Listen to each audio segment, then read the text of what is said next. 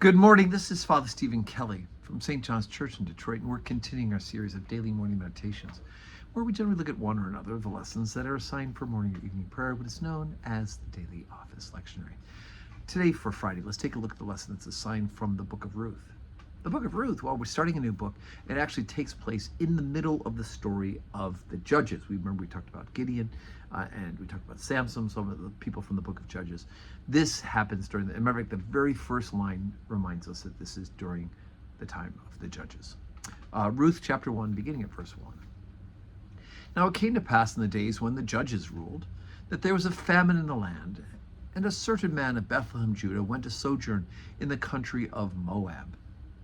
He and his wife and his 2 sons. And the name of the one man was Elimelech, and the name of his wife Naomi, and the name of his 2 sons Mahlon and Chilion, Ephrathites of Benjamin, Judah, Bethlehem, Judah.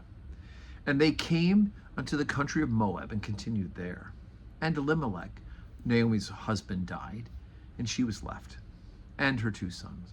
And they took to them wives of the women of Moab. The name of one was Orpah, and the other was Ruth. And they dwelled there for 10 years.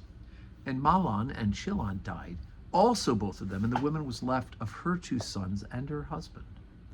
And she arose with her daughters-in-law, and she might return from the country of Moab. For she had heard in the country of Moab how the Lord had visited his people in giving them bread. Wherefore she went forth out of the place where she was, and her 2 daughters-in-law with her, and they went on the way to return to the land of Judah. And Naomi said unto her daughters-in-law, Go, return each to her mother's house. The Lord deal kindly with you, as you have dealt with the dead, and with me. The Lord grant you that ye may find rest, each of you in the house of her husband.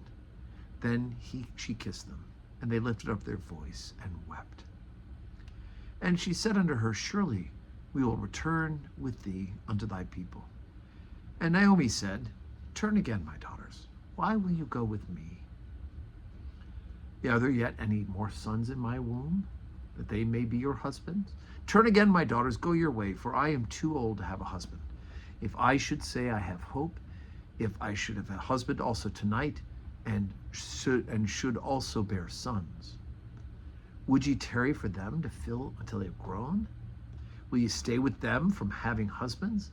Nay, my daughters, for it grieveth me much for your sakes, that the hand of the Lord is gone out against me.